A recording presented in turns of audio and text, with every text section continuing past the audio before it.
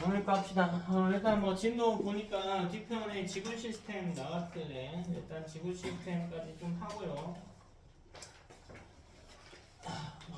진도 더 나가는 거 봐야 될 것 같다. 늦게 온 친구들, 찬유, 현빈이 학교 진도 알려주신 거 있니? 학교 쌤이 시험 어디 나가겠다.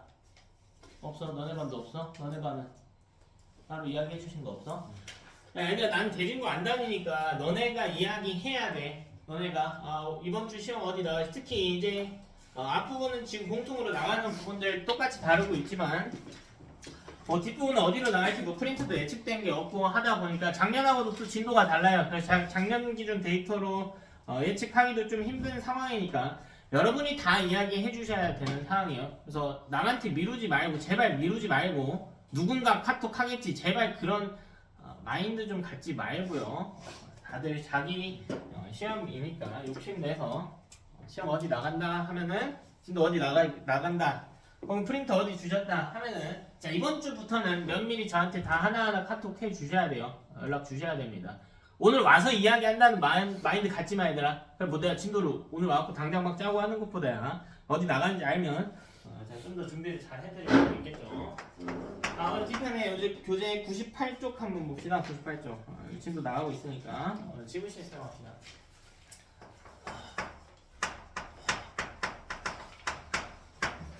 좀 암기성 내용들이고요. 꼼꼼히 외워주셔야 될 것 같아. 그리고 제가 학교 프린트 보니까 나중에 프린트 정리는 한번 또 할 겁니다. 우리 또 할 건데 요 파트도 요 파트인데 일단은 기본량 쪽 보니까 단위나 이런 것들 굉장히 상세하게 정리 다 해주셨더라고. 그래서 우리 저번 주에 했던 일단은 내용들 좀 더 디테일하게 암기하세요. 그래서 제가 이제 교재 내용보다 좀 더 뭐 접두사라든가 정리를 많이 해드렸었죠. 거기서 10의 마이너스 12부터 10의 뭐 12제곱까지는 좀 잘 기억해 주시기 바랍니다. 단위 환산 연습도 좀 하시고요. 자, 우리 지구 시스템 첫 번째 기권부터 들어갑니다.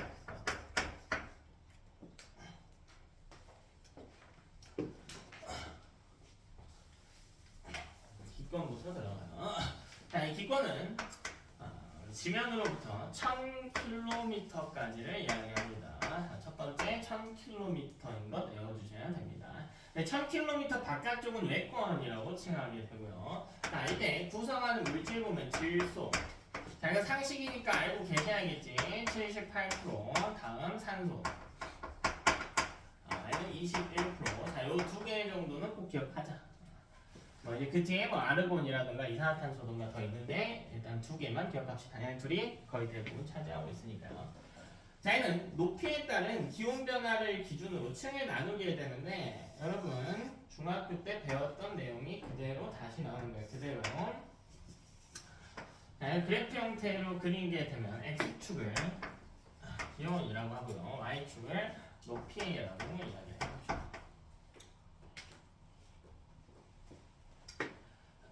자, 그럼 이때 우리 상황을 생각을 해보면 자, 이 태양이 있다. 태양을 뭐 난로 정도의 비유를 해볼까요? 이게 저녁이 난로라고 이야기를 해봅시다. 자, 그리고 여기에 지구를 하나 놔봅시다. 지구에 대조되는 게 철판 정도 이렇게 붙여요. 자, 그럼 이때 이 태양과 지구, 난로와 철판 사이에서 이 거리에 따라서 지점을 좀 정해볼게요. 자, 1번 지점, 2번 지점, 3번 지점, 4번 지점, 5번, 6번, 7번, 8번 이렇게 해봅시다. 자, 그럼 이때 에너지를 한번 봅시다. 자, 태양은 지구 쪽으로 에너지를 쏴줘요. 이렇게 쏴주겠죠. 이렇게 쏴주겠지. 맞나? 자, 그리고 이 태양에 의해서 난로에 의해서 달궈진 철판처럼 태양에 의해서 달궈진 지구도 에너지를 이렇게 내보내게 되겠지. 맞나? 자, 우리 이 에너지를 태양복사 에너지라고 부르고 태양복사 에너지. 자, 지구에서 내보낸 에너지를 지구복사 에너지라고 부른단 말이야. 그러면 이 지점들 중에 가장 뜨거운 곳이 어디냐라고 하면 당연히 1번입니다. 당연히 1번이에요. 왜? 난로, 태양과 제일 가까울 테니까. 근데 제일 시원한 곳이 어디냐라고 하면 8번은 아니라는 거죠. 8번은 아니에요. 왜? 8번은 달궈진 지구랑 가깝거든요. 근데 지구도 에너지를 내보내기 때문에. 근데 기본적으로 태양이 보내는 에너지가 더 크기 때문에요. 이 둘의 중간 지점을 볼 건데 정확히 중간은 아니고 제일 시원한 지점을 찾아보라라고 하면 중간 기준으로 태양이 더 뜨거우니까 뭐 4번이 기준점이겠죠. 태양이 더 뜨거우니까 태양과는 그래도 좀 먼 5번, 6번, 7번 사이에 가장 시원한 지점이 있을 것이다 라고 예측이 되는 거지. 됐어? 자, 이걸 그래프에 그대로 반영을 해주는 거예요. 그럼 이 8번 라인 한번 볼까요? 8번 라인은 지구랑 매우 가깝게 있기 때문에 지구에 의해서 뜨거워지거든요. 이걸 우리 높이로 나타내면 여기가 지구고 여 멀리 이렇게 태양이 있겠지. 근데 여기서 에너지를 내보내니까 가장 낮은 지역에서는 밑에 쪽은 뜨겁고요 위에 쪽은 좀 차가워진다라는 걸 알 수가 있게 되는 거라고. 그래서 좀 멀어질수록 차가워진다. 이거 그래프에 나타내는 거야. x값이 기온이기 때문에요 y값 높이가 증가할 때마다 기온은 떨어지는 형태의 그래프가 그려집니다. 네, 이거 읽을 수 있어야 돼. 올라갈수록 기온이 하강한다라는 걸 보여주는 거. 올라갈수록 기온이 하강한다. 그치? 자, 그래서 이렇게 쭉 하강을 하게 되는데 이때 변수가 있는 층이 존재해요. 바로 이 7번인데 7번도 여기가 7번 정도라고 할까요? 올라갈수록 시원해져야 되거든요. 에너지만 따진다면. 근데 우리 맨 밑에 권을 대륙권이라고 했고 이 두 번째 층을 뭐라고 했냐면 한 7번 정도 있는 거 여기죠. 여기 성층권이라고 해서 자, 성층권에는 독특한 층이 하나 존재했어요. 무슨 층이 존재했냐면 오존층이 존재했어요. 그래서 이 오존층에서 하는 역할이 뭐였습니까? 뭐였죠? 뭘 반사 안 하는데요? 뭘 흡수하죠? 오존층은? 우리 앞에서 다 이야기해서 자외선 흡수한다고 했지. 근데 자외선도 어차피 에너지란 말이야. 그 위쪽으로 갈수록 자외선만 흡수하는 게 가능해. 이 자외선을 흡수하기 때문에요. 위쪽에 아무래도 자외선이 더 많겠지. 태양에서 들어오니까. 그래서 갑자기 올라갈수록 온도가 증가하는 현상이 일어나게 됩니다. 그래서 N은 변수로 작용하는 구간이에요. 그래서 그래프 축이 꺾여가지고 이렇게 돌아갑니다. 여기 기준선이 발생하게 되고요. 됐나? 자, 그리고 다시 한 6번 정도 오는 거야. 여기도 올라갈수록 시원해지거든요. 지구로부터 멀어지니까. 아직은 태양하고 너무 머니까 태양을 신경 쓰지 마세요. 태양을 신경 쓰지 마. 그래서 다시 올라갈수록 온도가 떨어지는 현상이 발견하고요. 이 축이요. 요 밑에 대륙권보다 더 많이 떨어져 있는 지점이 발생합니다. 중간권이라고 하는데 이름은 이따 정리하고요. 살짝 더 왼쪽에 위치해야 돼요. 그리고 다시 올라갈수록 여기서 더 올라가게 되면 이제 태양과 가까워지기 때문에 온도가 높아지는 현상이 일어나고 요걸 문장으로 하나씩 정리해주면 됩니다.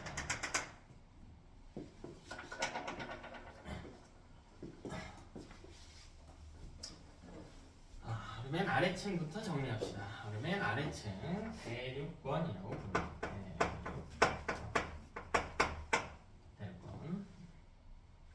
자, 이 대륙권의 첫 번째 특징이 올라갈수록 기온이 떨어진다. 자, 그 이유가 뭐였냐? 자, 태양을 신경 쓰지 말라고 했어요. 너무 멀어요. 너무 멀어. 너무 머니까 신경 쓰지 말고 지구랑 멀어졌기 때문이야. 지구에서 열을 내보내니까 그 에너지를 지구 복사 에너지라고 하지. 지구 복사 에너지가 감소했기 때문에 올라갈수록 기온이 떨어진다. 대륙권의 특징. 자, 두 번째 특징은 뭘까요? 그럼 이 대륙권 기준으로 여기만 딱 보자면 아래쪽에 있는 공기는 따뜻하고요. 위쪽에 있는 공기는 차가워진단 말이지. 근데 따뜻한 애는 위로 올라가려는 성질이 발생하고 왜? 밀도가 작아지기 때문이겠죠? 밀도 공식 뭐죠? 부피분의 질량. 그러니까 온도가 증가한다고 해서 질량은 변화하지 않지만 부피가 증가하기 때문에 밀도가 떨어져요. 그래서 밀도가 작은 따뜻한 애는 올라가고 밀도가 큰 찬물질은 내려오는 현상이 발생합니다. 자, 이렇게 지면을 기준으로 연직의 흐름이 발생해요. 위아래로 움직이는 거예요. 그럼 액체나 기체가 위아래로 움직이는 현상을 대류라고 불러요. 밀도 차이에서 위아래로 움직이는 현상을 대류라고 부릅니다. 대류권의 특징, 밀도 차에 따른 대류 현상이 일어납니다. 위아래로 공기가 흔들린다는 거죠. 그러니까 좀 불안정한 층입니다. 계속 흔들흔들하고 있으니까 불안정한 층이 됩니다. 자, 세 번째. 자, 대륙권의 이 높이가 얼마만큼이냐? 11km야. 그러니까 여러분 이거 비율을 맞춘 그래프가 아니야. 비율 맞추면 너무 이 전체 1000인데 이게 100분의 1밖에 안 되는 높이기 때문에 너무 맞아서 비율 맞추지는 않았어요. 11km까지입니다. 그러니까 이 비율로 따지면 기권이 1000km니까 약 100분의 1 정도의 비율밖에 안 된다고. 근데 기권에 존재하는 전체 공기의 90% 이상은 대륙권에 몰려 있습니다. 공기의 대부분이 존재하는 층이에요. 공기의 양이 매우 많은 층입니다. 자, 왜 많습니까? 대륙권에? 뭐 때문에요, 이거? 이거 다 뭐 때문입니까?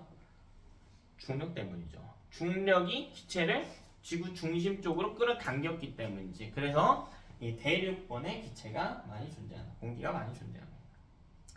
근데 공기 중에 제일 중요한 기체가 누구냐면요. 바로 수증기예요. 수증기. 왜? 수증기는 기상현상을 일으킬 수가 있거든요. 그래서 대륙권에 공기가 많은데 그 중에 수증기가 많아서 대륙권에서만 일어나는 독자적인 현상, 바로 기상현상이 유일하게 일어나는 층입니다.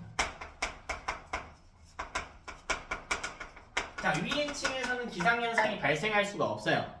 공기의 양이 너무 적기 때문이야. 그치? 대륙권에서만 발생한대. 우리 위의 층으로 가봅시다. 자, 이 위의 층은 성층권이라고 합니다. 성층권. 자, 성층권도 보면 대륙권과 마찬가지로 태양을 생각하지 마라 그래서 지구만 생각하라 그랬어요. 지구로부터 멀어지니까 올라갈수록 기온이 낮아질 것 같은데, 자, 위로 올라갈수록 지구 복사 에너지가 감소하는 건 맞는데요. 우리 변수가 있는 층이라고 했죠. 그 변수가 뭐였죠? 뭐가 있었다? 오존층. 그래서 오존층이 자외선을 흡수하는 일이 일어났다. 따라서 올라갈수록 기온이 증가하게 됩니다. 이제 태양은 우리한테 세 가지 계열의 빛을 보내요. 적외선, 가시광선, 자외선. 이거 기억나나요? 셋 중에 에너지 제일 큰 거 뭐였죠? 자외선이었죠. 자외선은 이제 많은 양은 아닌데 그걸 오존층에서 흡수하게 됩니다. 그렇죠? 자, 그러면 이 오존층, 이 성층권의 특징을 보면 오존층 때문에 올라갈수록 기온이 증가했단 말이지. 그러니까 이 권역만 따지고 보면 아래쪽의 공기는 차고요, 위쪽의 공기는 따뜻한 편이란 말이야. 올라갈수록 기온이 증가했다라는 게 이런 뜻이죠. 찬 공기는 아래로 내려오려고 하고 따뜻한 공기는 위로 올라가려고 하는데 이미 찬 공기는 아래에 있고요, 따뜻한 공기는 이미 위에 있기 때문에 이동이 일어날 수가 없는 층입니다. 그래서 이 성층권의 특징은 대류 현상이 발생하지 않습니다. 대류가 안 일어난다라고 하는 건 위아래로 흔들리지 않는 안정한 층이다라는 이야기예요. 위아래로 흔들림이 없다라는 뜻이에요. 밀도 차에 따른 대류가 일어나지 않습니다. 그래서요, 이게 비행기에 주로 장거리 항로로서 이용이 됩니다. 비행기의 장거리 항로로서의 가치가 있어요. 우리 날아가는 동안 계속 흔들리면 안 되니까 성층권에서 움직이게 됩니다. 그래서 여러분 비행기 타고 가는 거 한번 생각해보면, 뭐 경험이나 뭐 미디어에 접한 거 한번 생각해볼까요? 비행기에서 보면 구름이 보통 비행기보다 위에 있니 아래에 있니? 아래에 있죠. 왜? 구름이 있다는 건 기상현상이 일어난다는 거거든요. 그럼 그건 무슨 권이에요? 대륙권이죠. 근데 비행기는 성층권에서 나니까 더 밑에 위치하게 되어 있는 형태라고요. 되죠? 뭐 그렇다고 해서 처음부터 성층권에 출발할 수는 없겠지. 대륙권을 거쳐서 통과하는 거고요. 이게 항로가 짧은 경우에는 그냥 대륙권 내에서 비행하기도 해요. 뭐 인천에서 부산 가는데 뭐 굳이 성층권까지 뚫고 갈 필요는 없고, 장거리 항로로서 가치겠다. 자, 얘는 보통 한 40에서 50km 정도 잡아요. 50으로 적어볼게요. 숫자는 굳이 외울 필요는 없어요. 자, 이 위에 거는 중간권이라고 부르죠. 중간권. 중간권은 90km까지입니다. 그 나머지가 이제 1000일 거 아니야. 그죠? 이 나머지는 싹 다 무슨 권이에요? 기억나니? 너네? 10권이라고 이야기했었죠. 자, 중간권 특징 봅시다. 자, 올라갈수록 기온이 하강하게 됩니다. 자, 그 이유가 뭐냐? 그 이유는 바로 대륙권과 똑같이 올라갈수록 지면으로부터 오는 에너지가 감소하기 때문이야. 즉, 지구 복사 에너지가 낮아지기 때문입니다. 지구 복사 에너지가 낮아지기 때문이야. 됐니? 자, 그럼 다시 한번 봅시다. 여기에 찬 공기는 아래에 있고요, 따뜻한 공기는 위에 있잖아.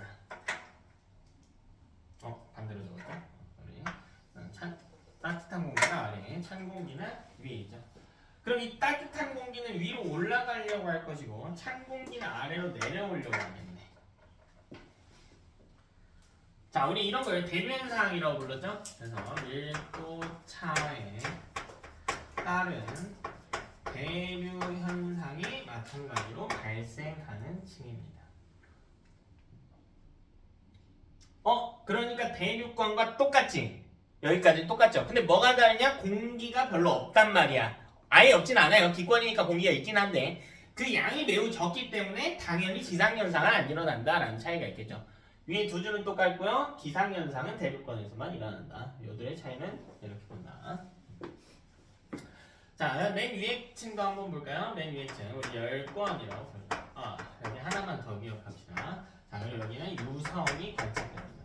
별똥별이라고 하죠. 유성이 관측돼요. 대부분의 유성은 중간권에서 타버려서 지면까지 도달하지는 못합니다. 물론 되게 큰 유성 같은 경우에는 되게 큰 운석 같은 게 떨어진다고 하면 중간권 뚫고 대류권에 와서 지구에 피해를 주기도 해요. 일부 운석은 떨어지기도 합니다. 자, 마지막 우리 열권이에요. 자, 열권만 태양 생각하면 돼요. 열권에서 이제 위로 올라가면 태양이 영향을 많이 받기 때문에 올라갈수록 기온이 상승한다. 자, 여기만 태양 복사 에너지 따지자. 올라갈수록 태양 복사 에너지가 증가하기 때문입니다. 자, 대류? 안 일어나겠죠? 대류 못 일어납니다. 왜? 밑에 쪽에 찬 공기 있고요. 위쪽에 따뜻한 공기 있으니까 대류는 일어날 수가 없다. 기상현상도 당연히 일어날 수가 없겠죠. 그럼 열권에서 나타나는 특이한 현상들이 뭐가 있냐면 N은 공기가 매우 희박하다. 공기가 매우 희박할 거예요. 왜? 중력에 의해 대부분의 기체는 아래쪽에 깔려 있으니까. 그럼 공기가 매우 희박하다라는 건 어떤 의미를 갖게 되냐면 일교차가 매우 크다라는 걸 이야기해요. 우리가 냄비에 물을 넣고 이걸 가열하고 식혀보자고요. 근데 물의 양이 많으면 끓는데 오래 걸리고요. 식는데도 오래 걸릴 거야. 이 총 열량의 차이 때문일 텐데. 근데 물을 조금만 넣고 가열하면은 금방 끓고요. 또 식는 것도 금방 쉽게 되겠지. 같은 이야기라는 거야. 열권 공기가 너무 적기 때문에 햇빛이 있을 때 금방 훅 뜨거워지고요. 밤이 되면 해가 떨어지게 되면 금방 또 식게 되므로 일교차가 가장 큰 번역을 열권이라고 칭하게 됩니다. 그렇죠? 일교차가 매우 크다. 자, 그럼 두 가지 기억합시다. 자, 인공위성이 관측이 되네요.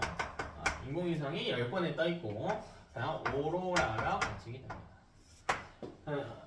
여기서 이제 착각하면 안 되는 게 인공위성이 외권에 있다라고 착각하는 경우들이 있는데 아니에요. 기권에 존재합니다. 기권에 있는 열권에 존재해요. 열권보다 위쪽에는 외권이 있는 거예요. 이 위쪽에는 외권이 있는 거야. 됐니? 위쪽에는 외권이 있는 겁니다.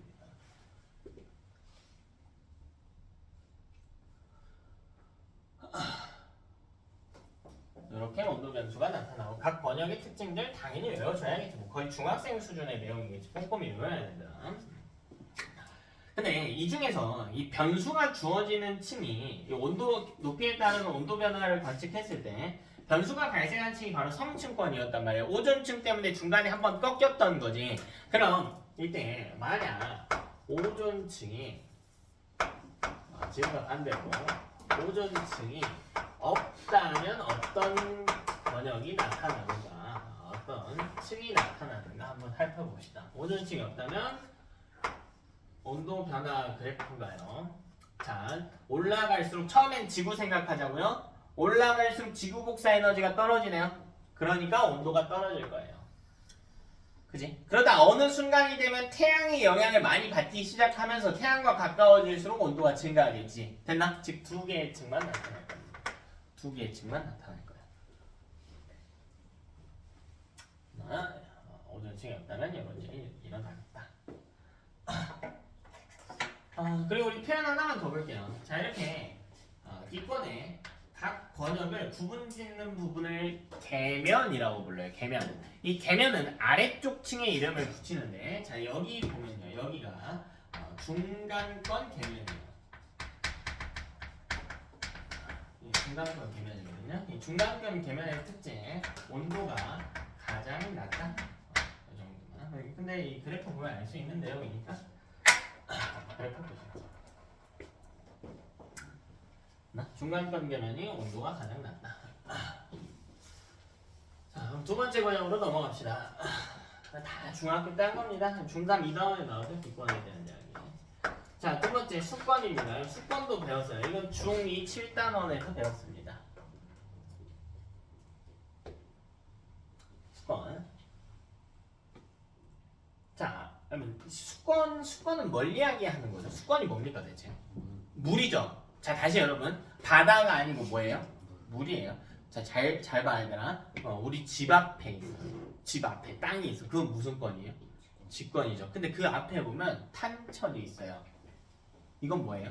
수권이에요. 바다를 이야기하는 게 아니라 물을 이야기하는 거예요. 물을. 잘 생각해야 돼. 물이에요. 자, 그러면 그 물을 크게 두 종류로 나눈다는 거지. 자, 첫 번째는 바다에 있는 물, 해수. 해수. 자, 두 번째는 담수. 이렇게 나. 담수는 이게 한자로 심심할 담자거든요. 약간 기분이 심심하다 이게 아니고 맛이 심심하다는 거예요. 짜지 않은 물을 이야기합니다. 혹은 육지에 있다라고 해서 그냥 육수라고도 불러요. 육수라고도 그대로 칭합니다. 육수라고도 칭해. 자, 근데 이 담수로 분류될 수 있는 애들이 뭐가 있냐면 다시 나눠서 보자면 담수는 빙하가 있고요. 빙하가 제일 많아요. 빙하가. 그 다음 지하수입니다. 지하수. 그 다음 호수나 하천수.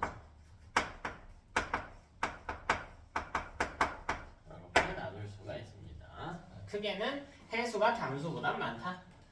근데 담수 내에서 구분할 수 있으셔야 됩니다. 빙하, 지하수, 마지막으로 호수나 하천수. 이 정도.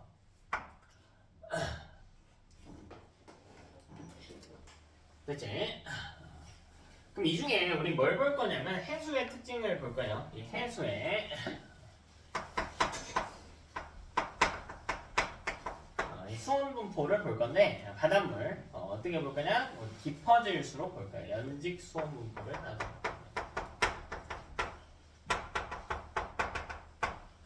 해수의 연직 수온 분포를 한번 따져보자. 자, 이건 두 가지만 생각하면 돼요. 이 바닷물의 온도를 변화시킬 정도의 이 큰 요인들이 뭐가 있냐? 딱 두 개입니다. 태양과 바람이에요. 태양과 바람. 이때 온도 변화와 직접적으로 상관이 있는 건 태양일까 바람일까? 태양이겠죠. 자, 쉽게 이야기하면 태양이 많이 들어오면 온도가 높을 것이다 라는 거지. 바람은 뭔 의미를 가질까요? 바람이 많이 불면 온도가 낮을까요? 따뜻한 바람일 수도 있는데 그거랑 상관없어요. 바람 뭐랑 상관이 있냐면 혼합과 상관이 있어요.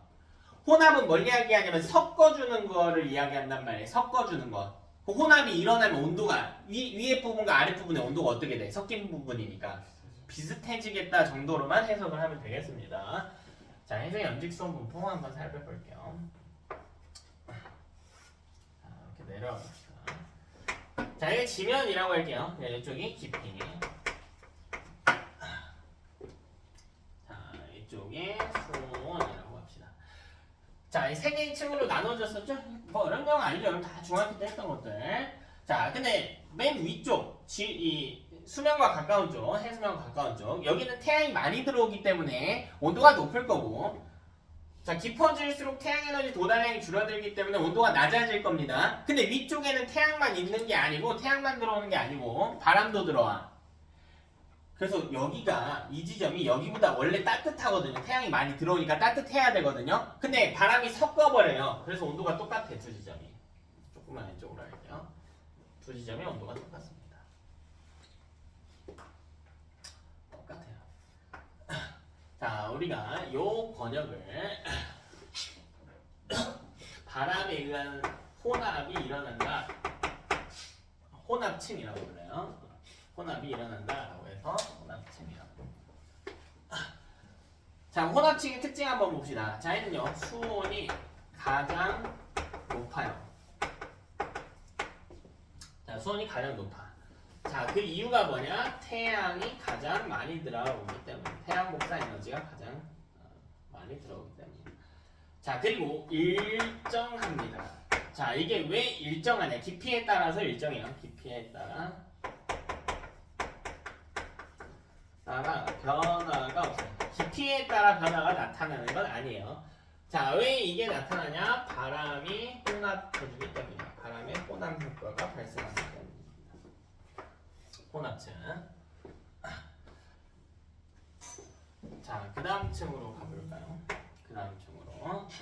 자, 이제 태양빛은 조금 들어오지만 물론 위에보다는 안 들어와요. 근데 바람이 섞어주지 않는 경우를 이야기합니다. 그럼 위에서 아래로 갈수록 태양이 덜 들어오니까 깊어질수록 수온이 떨어지게 되거든요. 근데 바람도 안 들어오니까 일정하지도 않는 거지. 따라서 깊어질수록 수온이 떨어지는 층이 발생하죠. 이 층을 우리가 수온 약층이라고 부르죠. 수온 약층.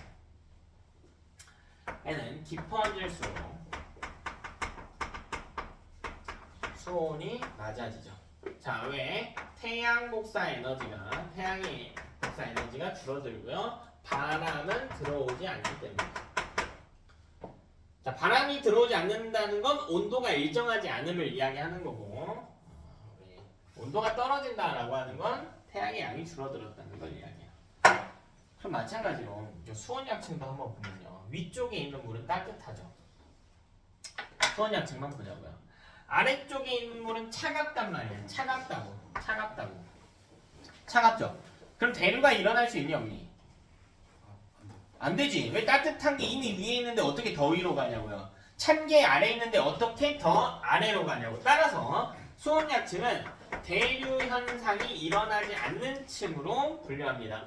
마치 기권에 뭐랑 비슷합니까? 성층권과 비슷하죠. 대류 현상이 일어나지 않아서 안정한 층이 되는 거고. 자, 한 가지 의미를 더 가져요. 안정한 층이라고 하는 건 결국 무슨 말이냐? 위 아래가 섞이지 않는다는 이야기예요. 이거 좀 더 길게 볼까요? 우리 수온약층 아래층 뭐라고 불러요? 심해층이라고 부르지. 심해층. 심해층의 물질이 수온약층에 섞여서 위로 갈 수가 없다고. 이 위에 혼합층의 물질이 수온약층에 섞여서 밑으로 갈 수가 없다고. 그러니까 심해층과 이 혼합층의 물질 교환을 차단한다라고 이야기할 수도 있겠네요. 이해되니? 수온약층은 안정한 층이면서 물질 혹은 에너지의 교환을 차단한다. 섞이지 못하게 한다고요. 대류가 안 일어나니까.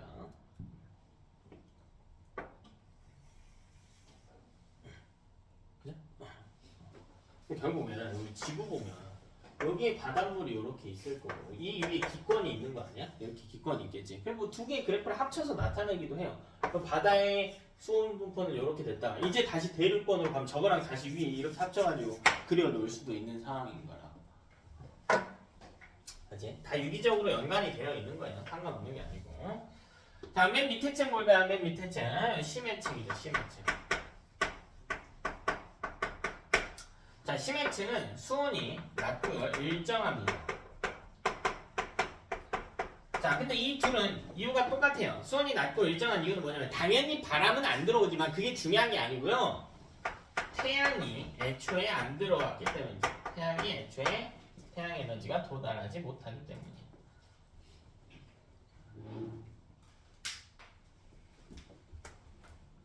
그래서 사실 이게 깊을 심자로 쓰는데 심해층은 깊은 층을 이야기하는 건 아니에요. 대부분의 이 태양이 안 들어오는 층이 깊은 층이었던 것뿐이지 꼭 깊다라고 해서 심해층인 게 아니야.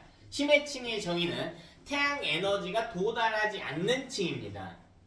이게 어디 바다냐에 따라 다른 보통 1에서 2km 정도 되거든요. 근데 이게 예를 들면 극지방으로 가볼까요? 애초에 극지방은 태양 에너지가 어때요? 거의 도달하지 못하지. 걔는 위쪽부터 심해층인 거야. 그러니까 깊을 심자라고 해석하면 안 된다고요. 태양이 들어오지 않는 층으로 해석을 해야 돼. 그럼 보자. 우리나라 바다. 우리나라 정도면 이제 중위도죠. 중위도. 자, 우리나라 바다하고 이 적도의 바다. 적도, 아프리카, 기니, 이 정도로 봐봅시다. 두 바다의 혼합층의 온도는 어디가 높습니까? 당연히 적도 지방이 높겠죠. 왜? 태양 에너지가 더 많이 들어오니까 단위 면적당 도달한 태양 복사 에너지 양이 더 크기 때문이라고요. 근데 적도의 심해층이든 우리나라의 심해층이든 심해층이 저희가 뭐라 그랬어요? 태양이 안 들어오는 층이라고 했잖아. 그럼 두 심해층의 온도는 어때요? 똑같겠지. 됐나? 자, 여름과 겨울을 비교해보자고요. 당연히 혼합층의 온도는 여름이 더 높을 거예요. 왜? 여름에는 태양국사 에너지 도달량이 많으니까. 겨울이 더 낮을 겁니다. 혼합층은. 태양국사 에너지가 덜 들어오니까. 근데 심해층은 애초에 정의 자체가 햇빛이 안 들어오는 층이니까 계절하고도 상관없이 온도가 똑같아요. 약 2도씨로 똑같습니다. 그래서 얘는 계절이나 위도와 무관하게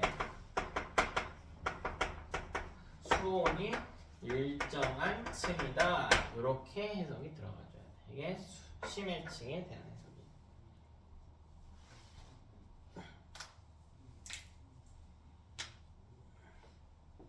그죠? 자, 기억해야 돼요.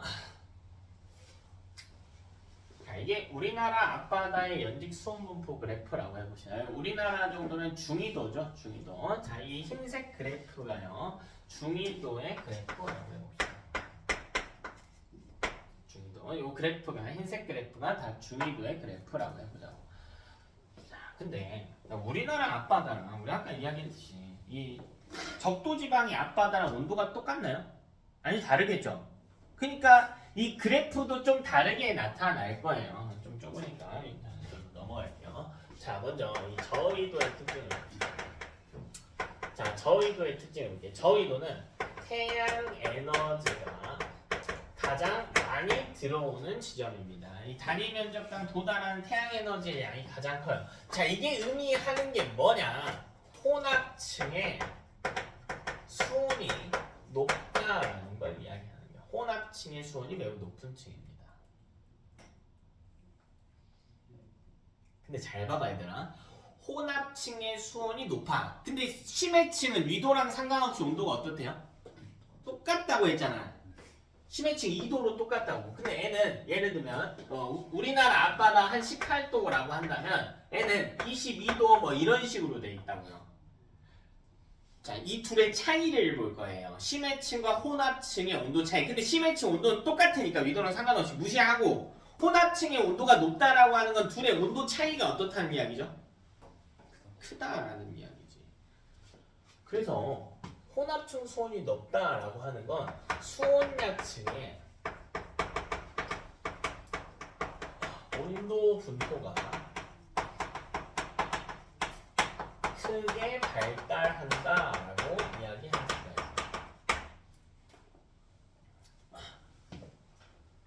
이게 저위도의 특징입니다. 그럼 우리나라 중위도의 특징을 한번 볼까요?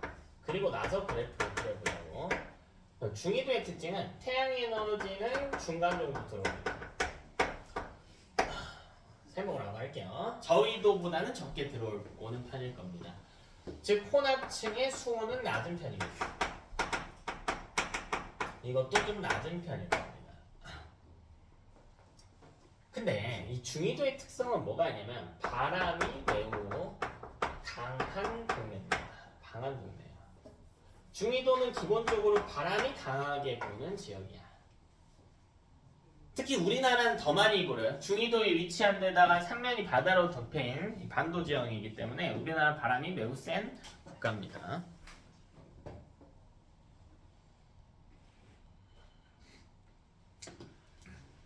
근데 바람이 많이 분다라고 하는 건 무슨 뜻이냐면 혼합층은 어디까지를 이야기할까? 대체 혼합층이 어디까지죠? 이걸 정의해 볼까요? 혼합층의 특징이 뭐예요? 태양도 들어와야 되고 누구도? 바람도 들어와야 되잖아. 근데 수온약층도 태양이 들어오기는 하니까 이 둘의 차이는 뭐냐면 바람이 어디까지 들어오냐의 차이가 있는 거야. 바람이 도달할 수 있는 깊이까지가 혼합층이 되는 거예요. 바람이 세면 그래도 아무래도 바람이 세면은 더 깊게까지 들어갈 수가 있을 거 아니야. 즉 더 깊게까지 혼합 효과가 일어난다고요. 그래서 중위도는 바람이 세다라고 하는 것 때문에 혼합층이 두껍게 발달한다라는 특징을 가지고 온도가 높은 편은 아니나 꽤 두껍게 발달합니다. 그럼 요들의 차이점을 살려가지고 그래프를 다른 색깔로 한번 나타내 보시죠. 저위도의 그래프 볼게요. 저위도는 혼합층 온도가 중위도보다 높아야 돼. 온도를 외울 필요는 없어. 자, 여기서 출발해야 된다고. 여기서 혼합층의 온도가 여기서 출발. 온도가 더 높잖아. 근데 깊이는 누가 더 두꺼워야 돼요? 바람이 쓸 쪽이 어디야? 중위도야, 저위도야? 중위도라고. 그러니까 중위도가 깊게 발달해야 돼. 저위도는 이것보다는 안 깊어야 돼요. 그러니까 혼합층이 한 이 정도에서 끝나버려야 돼요.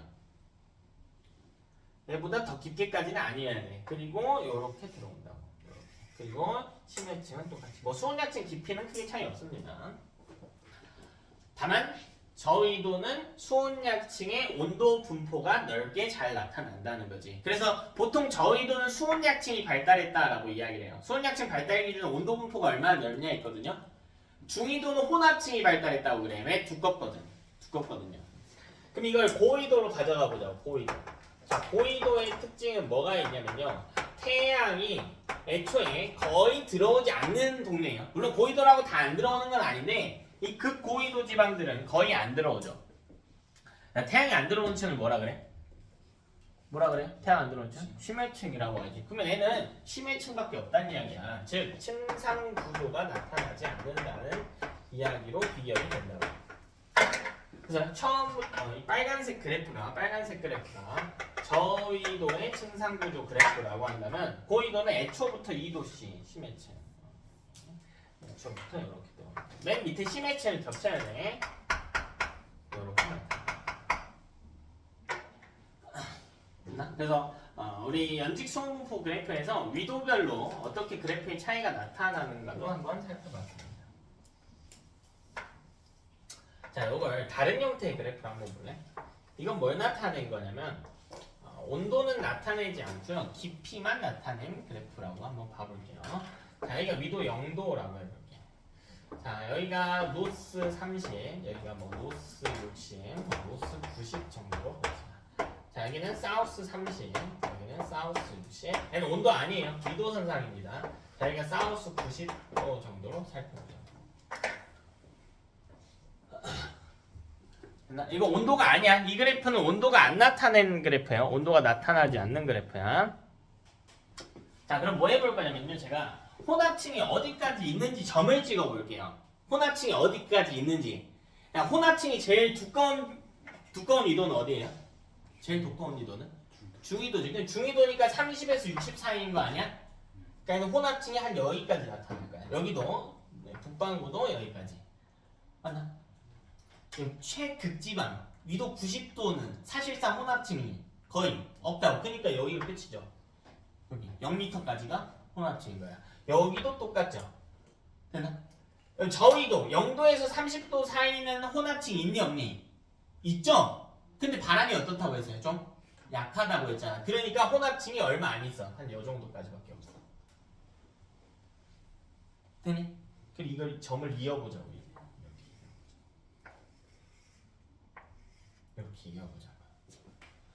그럼 여기 두께 보여요? 이 그래프의 두께. 이 두께 보여? 이 두께. 여기도 두께. 자, 이 두께가 뭘 이야기하는 걸까요? 자, 지금 무슨 층까지 나타냈어요? 혼합층까지만 나타낸 거죠. 그러니까 이 그래프가 혼합층을 나타내는 구역인 거예요. 빨간색이 혼합층을 나타내는 구역. 혼합층이 제일 두껍게 나타나는 건 중위도구나 하고 추론이 가능해진다고. 됐나? 이게 어려운 그래프는 아닌데 익숙하지 않으면 틀릴 수가 있겠지. 됐나? 자, 그리고 다시 뭐 할 거냐면요. 수온약층 그래프도 한번 살펴볼 거예요. 일단 맨 끝에도 한번 살펴볼. 맨 끝에 여기 90도. 여기 수온약층 없지? 어차피 여기서 시작한다고. 여기 끝이랑 수온약층 없다고 얘는. 여기 노스 90도 없겠죠. 됐나? 그리고 나머지 위도들은 수온약층이 전부 다 있기야 하죠. 있기야 해요. 그래서 요 밑에부터 남은 구간 여기서 똑같이 W 하나 더 그려주면 돼요. 그러니까 수온약층의 깊이 차이는 크게 없거든요. 그러니까 이 구역들, 요 구역들이 전부 다 이 노란색 구역들이 수온약층이라는 거예요. 그러니까 이 색깔을 보는 거야. 색깔을 보면 빨간색, 이 중위도 부분은 빨간색이 길단 말이에요. 이게 혼합층이 두껍게 나타난다는 거예요. 여기는 짧죠. 저 위도는 혼합층이 두껍지 않다. 얘는 없지. 90도는 빨간색이 없죠. 성분이 없지. 혼합층이 없다는 이야기야. 증상구조가. 자 그럼 이 나머지 지점들 파란 구역으로 표시해 볼게. 이 지점들 여기 이 지점들 이게 다 뭐냐면 심해층인 거야. 이게 싹 다 심해층인 거야.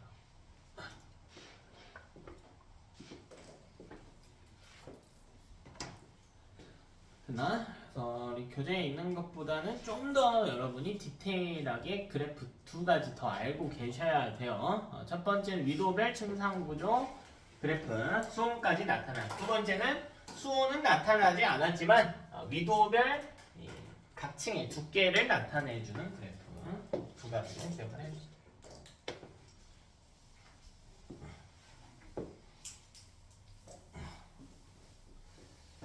그치?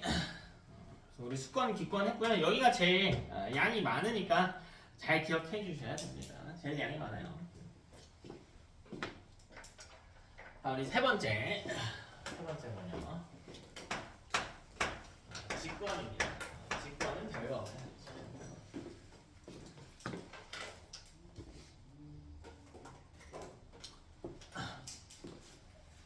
직권하고 똑같은 말이 뭘까요? 직권하고 똑같은 말이 뭐죠? 땅이지. 다시 얘들아. 땅과 육지는 같은 표현입니까? 누가 더 큰 개념이죠? 육지가 더 큰 개념이지. 육지가 더 큰 개념. 왜 육지 안에 땅도 있고 호수도 있잖아. 이해돼요? 육지에 있는 땅은 뭐야? 무슨 권이야? 당연히 직권인 거야. 우리 아까 이야기했지. 이 안에 있는 물은 뭐예요? 호수는 수권인 거야. 그래서 이 차이를 좀 알아야 돼. 직권은 땅을 이야기하는 겁니다. 대륙이 직권이 아니야. 왜 대륙 내에서도 큰 호수나 뭐 강이 이런 것들 뭐 크든 작든 걔네는 수권인 거니까 좀 차이가 있다. 자 그럼 이 직권도요. 깊이에 따라서 좀 층을 나눠서 한번 보자고요. 지구 이렇게 있으면 반지름이 한 6,400km 정도 된다고 했죠. 이거 다 그림 너무 많으니까 이걸 피자 마냥 한 조각만 잘라가지고 그려보자고요.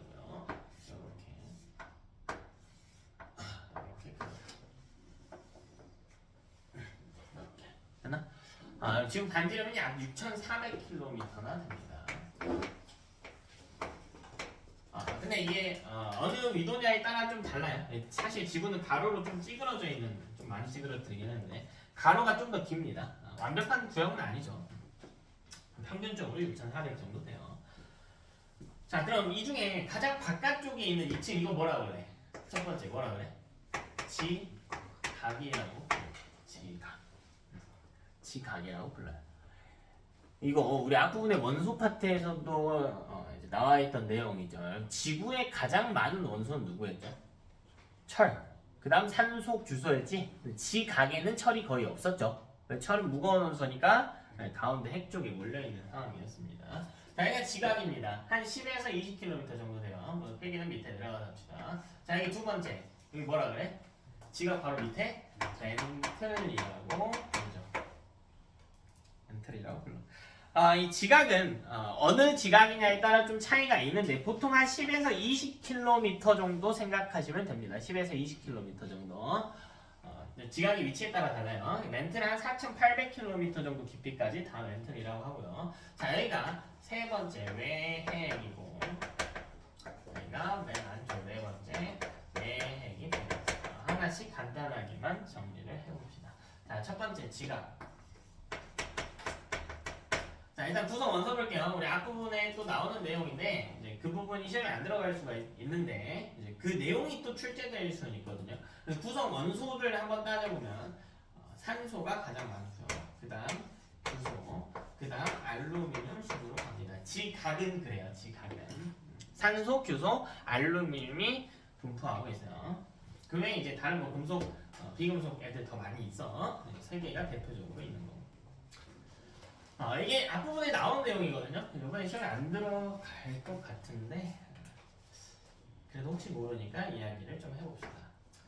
그럼 봐봐요. 지각을 구성하고 있는 광물들이 있겠죠. 이 광물들이. 근데 구성 원소가 어차피 산소가 제일 많고 규소가 그 다음으로 많다고 이 둘이 대부분이거든요. 그럼 광물들도 주로 산소나 규소로 이루어져 있겠지. 자, 이런 광물들을 우리가 뭐라고 부르냐면 규소, 규, 산소, 산, 그리고 덩어리, 염, 규산염이라고 불러. 규산염 광물이라고 불러요. 규산염 광물이 대부분을 차지합니다. 이게 지각의 특징이에요. 규산염 광물. 규소와 산소가 합쳐져서 만들어진 덩어리. 염은 물 밖에 꺼내놓으면 덩어리가 되는 물질을 말해. 대표적인 염이 소금이에요. 소금. 대표적인 염이 소금이야. 물에 녹아있다가 이제 물을 다 증발시키면 덩어리지게 되니까. 그치? 90% 이상 차지합니다. 그럼 규소랑 산소가 없는 광물도 없진 않아요. 그런 애들을 비규산염 광물이라고 부르는데. 자, 근데 규산염 광물이라네. 그러면 지각의 상태는 뭐예요? 고체입니까? 액체입니까? 기체입니까? 당연히 고체죠. 고체예요. 고체. 됐나? 자, 그래서 지각은요 둘로 나눌 수가 있는데 우리 상황 한번 봅시다. 자, 이렇게 산이 이렇게 솟아있다.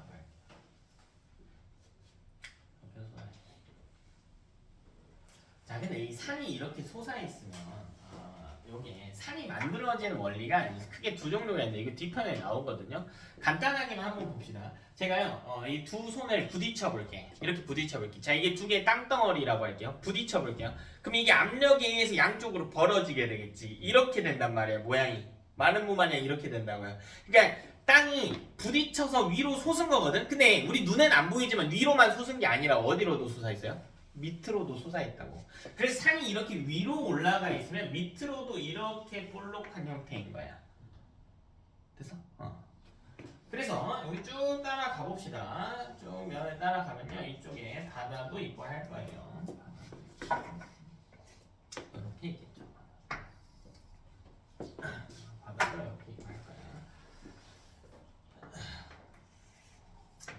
여기까지가 지각인 거예요. 이 밑으로는 멘틀이 있는 거죠. 이 밑으로는 멘틀이 있는 거예요.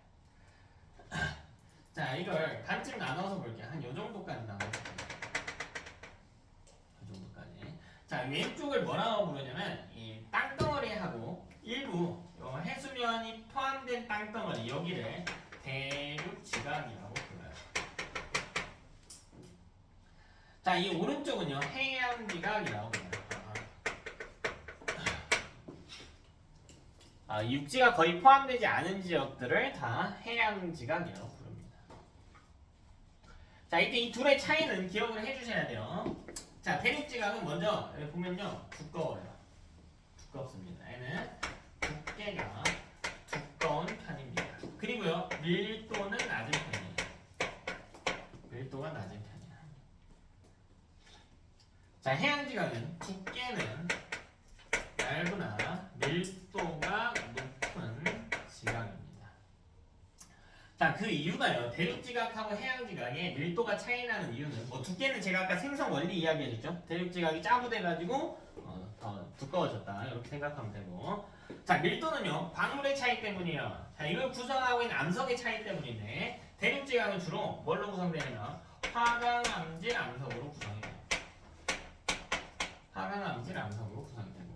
해양지각의 경우에는 주로 현무암질 암석으로 구성됩니다. 현무암이 화강암보다 밀도가 크다라고 생각하시면 됩니다. 이거는 외워주셔야 돼요. 외워주셔야 돼. 지각. 자, 두 번째 멘틀 봅시다. 멘틀. 지각 밑에 존재하는 부분이고요. 이 부피의 대부분을 차지해요. 직권의 부피 대부분 멘틀이죠. 멘틀이 부피가 가장 넓습니다. 깊이도 가장 깊고요. 자, 이 멘틀을 구성하는 물질 한번 봅시다. 이 멘틀 내부는 주로 마그마로 구성이 되는데, 이 마그마에도 종류가 여러 개가 있어요. 안산암질, 유문암질, 현무암질, 화가암질 해서 여러 종류가 있는데 이 마그마가 뭔지를 알면 돼요. 일단 마그마가 뭔지를 알면 돼요. 마그마는 고체입니까? 액체입니까? 그렇지. 유동성이 있는 고체. 고체입니다. 자, 고체예요. 유동성 있는 고체를 마그마라고 부릅니다. 이게 착각하는 거예요. 뭐랑 착각하는 거냐면 용암이랑 착각하는 거야. 우리 마그마는 집권 내에 위치하고 있단 말이에요. 산이 있으면 이렇게 있으면 요 밑에 마그마가 이렇게 있단 말이에요. 마그마가 여기 깔려 있어. 근데 이 마그마는 고체야. 근데 고체인데 조금 움직일 수 있어. 약간 끈적끈적한 형태예요. 그래서 약간 움직일 수 있다. 유동성이 있다라고 불러요. 근데 고체입니다. 분명히 고체예요. 근데 애가 화산을 따라서 화산 폭발 과정을 따라 나오게 되면 여기서 세 가지 형태의 물질로 나눠져요. 자, 고체, 액체, 기체 이렇게 나눠지거든. 근데 이때 등장하는 액체 물질을 두 글자로 우리가 용암이라고 부르는 거야. 그러니까 용암은 액체고요. 마그마는 고체입니다. 되나? 뭐 이때 발생의 기체들을 뭐 화산 기체, 이 고체들은 화산 쇄설물 뭐 이렇게 하는데 그까지 됐고 마그마는 고체다. 고체다. 기억하자. 자, 그리고 여기서 한 가지 내용을 더 이어가 주셔야 돼. 유동성이 있다는 건 움직일 수 있다라는 거거든요. 움직일 수 있어. 유동성이 있는 고체라든가 혹은 액체들은요. 움직일 수가 있어요. 그럼 얘는 뭐가 가능하냐면 대류가 가능해요. 그래서 이 멘틀이 대류할 수가 있거든요. 멘틀이 대류할 수가 있어요. 정확히 멘틀을 구성하는 마그마가 대류한다라는 이야기겠지. 마그마가 이리저리 움직일 수가 있다. 그럼 문제가 뭐가 되냐? 요 밑에 있는 마그마들이 자꾸 움직인다고요. 근데 멘틀 위에는 뭐가 있어요? 멘틀 위에 뭐가 있냐? 지각이 있다고. 그럼 이 지각도 멘틀 따라서 움직일 거 아니야? 그러면서 서로 어떻게 할 수도 있고 부딪힐 수도 있고 멀어질 수도 있고 하겠지. 됐나? 자, 우리 이런 덩어리들을 판이라고 부르죠. 판. 네, 판은 이제 뒤편에 나와요. 지각하고 멘틀 일부를 이야기합니다. 멘틀 대류가 일어나게 되면 판의 운동이 유발될 수가 있거나 판의 운동이 유발되면서 각 지각 변동들도 이야기할 수가 있겠다. 지각 변동. 뭐 대표적으로 지진과 화산 활동들이 있겠네요.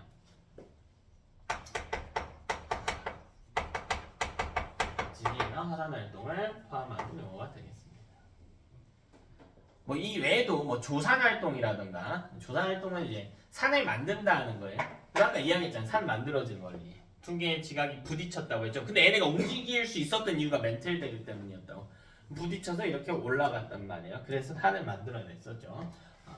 지진, 화산, 조산 활동 같은 것들 가능하다.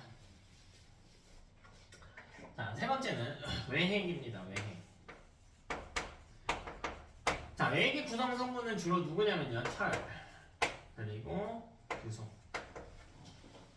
얘네가 주요 구성 성분이에요. 자, 그리고 얘네가 무슨 상태로 존재하냐면 액체 상태로 존재해요. 이걸 파동을 이용해서 관측을 해냈거든요. 지진파를 이용해서 관측을 했어요. 액체 상태로 존재한다. 왜? 이응이니까 액체 상태. 근데 액체 상태는 그럼 얘도 뭐 할 수 있겠니? 유동성 있는 고체만이 뭐예요? 대류가 가능하지. 대류가 가능합니다. 에서는 대류가 가능해. 대류가. 외핵이 대류가 가능하대. 근데 이 외핵이 대류하면 어떤 일이 관측이 되냐면 외핵의 운동은 이제 판과는 직접적인 연관은 없고요. 대신에 이런 이야기가 성립을 해. 간단하게 한번 봅시다. 중3 때 전자기 유도 기억납니까? 전자기 유도. 제일 쉽게 이야기해 봅시다. 도선이 있고요. 그 주변에 자석이 있어. 자석을 주변에서 움직이게 되면 도선에 주변에 자기장의 변화가 생기면서 도선에 어떤 일이 발생했죠? 유도 전류가 흘렀지. 그럼 전류가 흐르면 다시 뭐가 생기죠? 전류에 의한 자기장이 생기게 되지. 자, 이런 식으로 자석처럼 뭐라고 이야기해줘 좋을까? 그 N극 S극 이걸 자극이라고 하거든요. 이런 자극에 의해서 발생하는 성질들을 우리 자성이라고 그래요. 자성을 띠는 애들이 움직이게 되면 주변에 자기장이 생겨난단 말이에요. 근데 그 규소는 배제하더라도 철 봐봐. 딱 봐도 자성을 많이 띠는 물질이죠. 애가 움직이면서 뭘 만들어낼 수 있다고요? 자기장을 만들어낼 수가 있다고. 지구 주변에 자기장을 둘러버린다고요. 외핵이 대류하게 되면 뭔 일이 일어나냐? 자기장이 만들어져. 근데 자기장이라고 하는 건 어디에 만들어지냐면 자, 기억해야 돼요. 외권입니다. 외권의 자기장을 형성하게 됩니다. 외권의 자기장을 형성합니다. 외권이면 기권보다는 바깥쪽 층이죠. 1000km보다는 먼 구역에 자기장을 만들어낸다.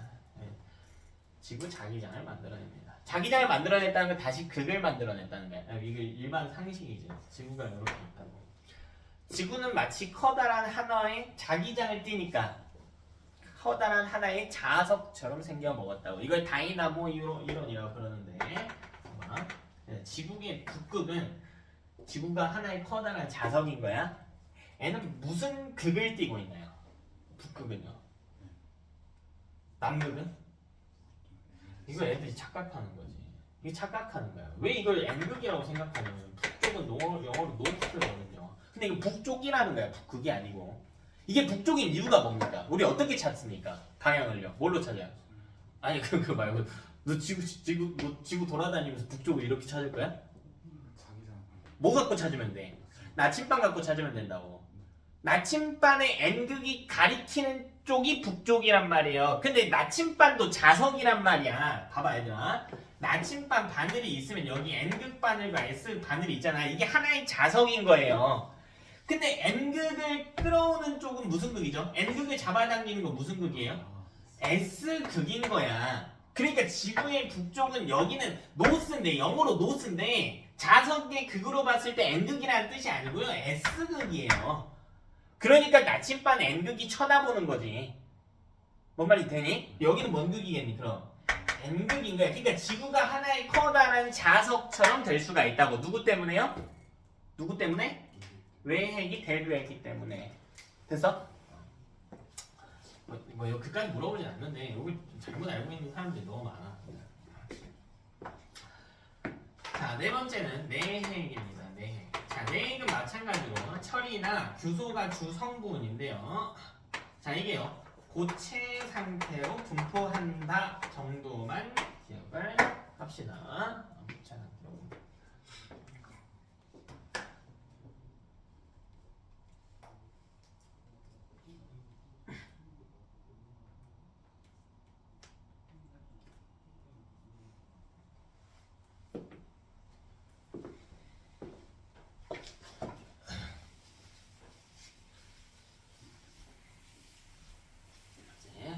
직권에 대한 이야기 끝.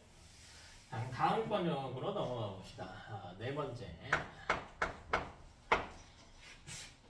생물권입니다.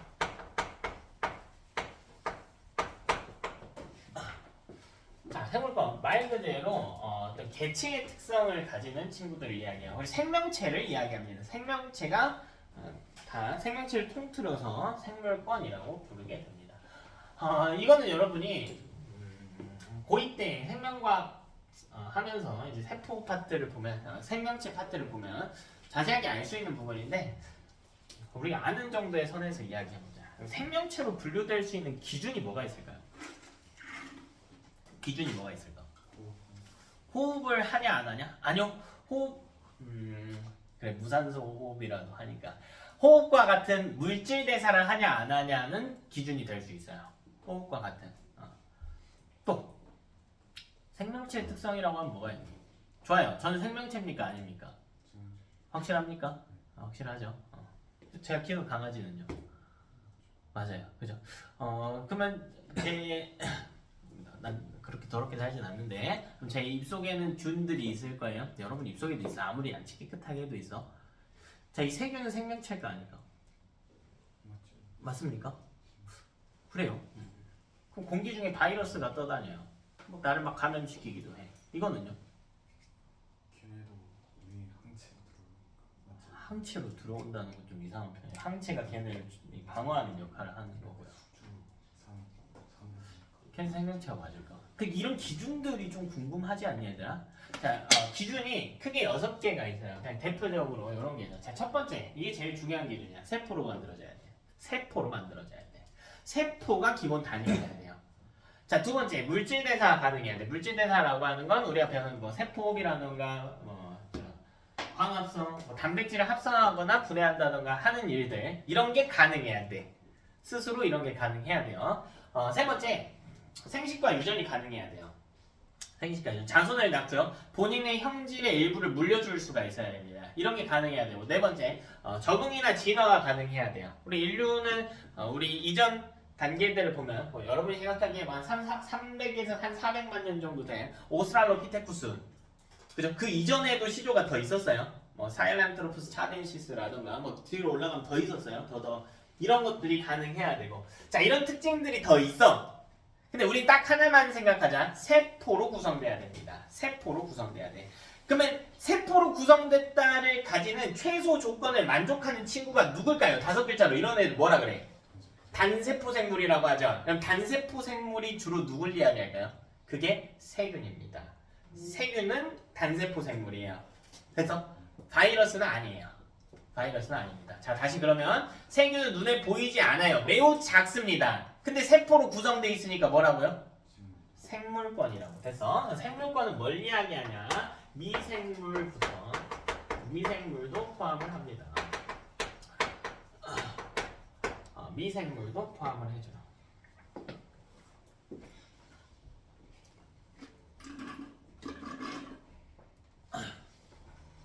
이런 걸 생물권이라고 불러. 자, 그러면 얘네가 어디에 존재하는지 한번 볼까요? 얘네는 자, 직권에 생물권 있니 없니? 생명체 있죠. 직권. 직권. 혹시 모르니까 너네 좀 종종 이상한 짓거리 할 때가 있거든요. 바이러스는 안 돼요. 세균부터입니다. 여러분이 생명체 크기는 아직 잘 모르겠지만 바이러스는 압도적으로 작거든요. 그러니까 세균 정도는 돼야 돼. 자, 직권에 있죠? 수권에 있습니까? 없습니까? 있죠. 기권에는요? 있죠. 조류들 보면 날아다니고 있지. 외권에는요?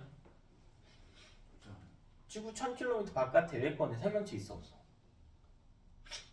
기권이 1000km 그 바깥에. 그 바깥에 모든 걸 이야기하는 거야. 인간이 우주정거장을 할 수 있잖아.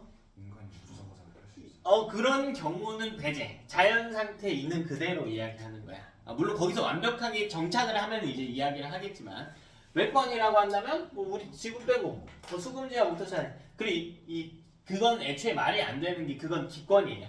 우주정거장 기권입니다. 외권이 아니고. 또 저 먼 다른 은하에 안드로메다 은하 같은데 이 우주는 굉장히 넓으니까 분명히 생명체가 존재할 가능성이 있어요. 근데 우리가 발견한 바가 있니 없니? 없지. 그럼 없다고 하는 거야. 여기에만 존재해요. 자, 근데 이걸 다른 앞부분에서 했던 내용하고 확장해서 이야기해보자. 생물권이 생명체가 처음부터 모든 권역이 다 있지는 않았겠지. 어디서 제일 먼저 나왔나요? 수권에서 가장 먼저 나왔지. 이거 앞부분의 지구 형성 과정과 이야기하는 거지. 그 다음 어딜까요? 직권이겠죠. 그 다음 직권이겠지. 왜? 바닷속에 살던 애들이 그때 제가 간단하게 이야기를 해줬죠. 진화 과정을 거쳐서 슬슬 육지로 나올 수 있게 됐다라고 이야기했잖아. 그리고 그 중에 일부가 점점 기권순으로 출현을 하게 된 거지. 이렇게 출현을 하게 됐습니다. 그 중에 일부가 이제 조류로 진화하면서 기권에도 살 수 있게 됐다는 거죠. 자, 5번째 마지막 권역 이야기합시다. 외권. 그러니까 이 외권은 결국 1000km 바깥을 이야기해. 이 권역을 다 이야기합니다.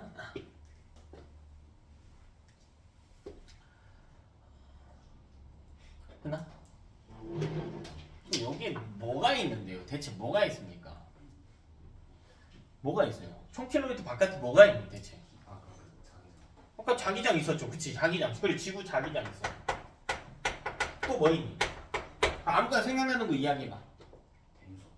뭐 있다고? 태양 있잖아. 운석도 있죠. 또 뭐 있니? 외부 은하도 있을 거고. 그치? 또 멀리 있는 별들도 있을 거 아니야. 뭐 대내부, 시리우스 뭐 여러 가지 별들이 또 있겠네요.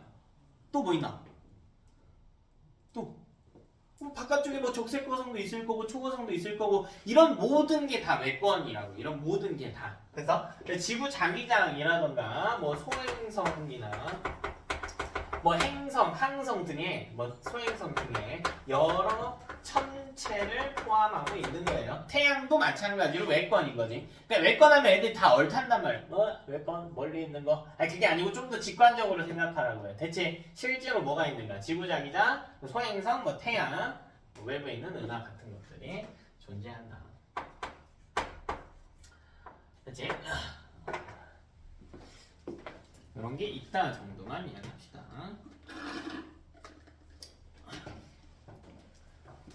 이제 우리 자기장 역할만 좀 기억을 해줍시다. 자, 이 자기장은 전하를 띠는 입자들을 태양에서 쏘거든요. 태양에서 오는 입자들이 다 좋은 입자는 아닐 거 아니야. 그런 애들 뭐라고 하냐면 태양풍이라고. 태양풍. 뭐 태양 활동에 따라서 이게 심해질 때도 있고 합니다. 그리고 또 태양만 있는 게 아니지. 이런 식으로 입자를 내보내는 게 태양만 있는 게 아니고 외부 은하의 별들도 있을 거 아니야. 걔네도 빛을 쏜다고요. 뭐 그것 외에도 다른 빛들이 더 많이 있겠죠. 뭐도 있을까? 옛날에 생성됐던 뭐도 있어요.